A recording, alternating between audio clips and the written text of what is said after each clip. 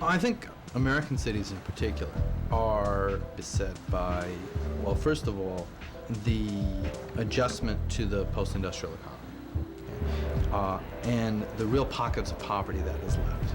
Many parts of American big cities become centers of populations that largely have been written out of the industrial economy, and very often the sites of class and racial and ethnic conflict as well.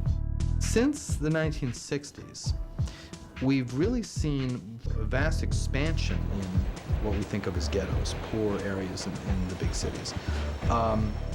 But also a change, partially because more and more of the middle-class African-American population, and in some cases Latino population, has now had other housing options and has moved out of traditionally impoverished communities into the suburbs or further out in the outer city, but also because the economic basis that brought so many poor African-American and Latinos into American cities in the 1940s and 50s has disappeared. The traditional city had a lot of problems starting around 1920. Traditional cities' tax base eroded as the middle class moved out. Traditional city had trouble providing services, had large numbers of poor people, minorities. Increasingly now in cities like New York and LA and Miami, immigrants are tremendously important for the economy of the city. But nevertheless, these immigrants require services. So the traditional city's been under a lot of pressure. One alternative, at least for those who can afford it, has been to leave the city and head for the suburbs. There's a lot of reasons for suburban expansion in the United States. Now, more Americans today live in suburbs than they do in either cities or rural areas.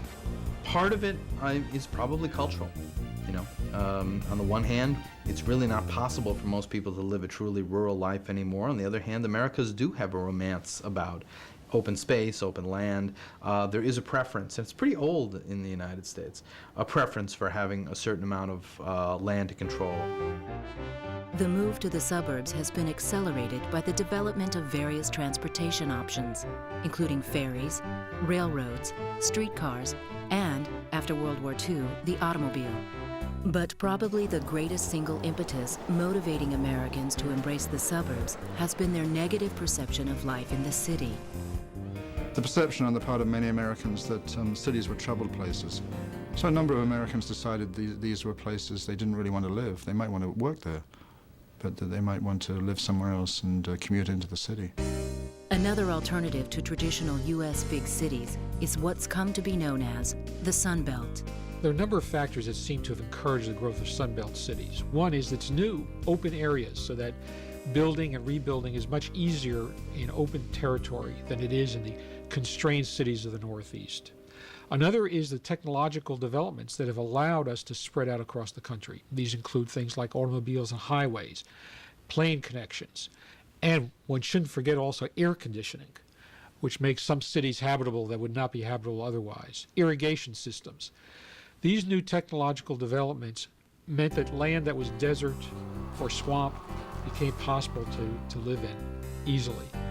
Then add the climate advantage, and of course became very attractive. And so you get the boom of California, the boom of the Southwest, boom of Florida, for example.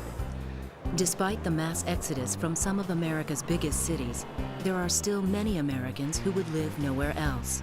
They're very exciting places. They're major centers of commerce, major cultural centers.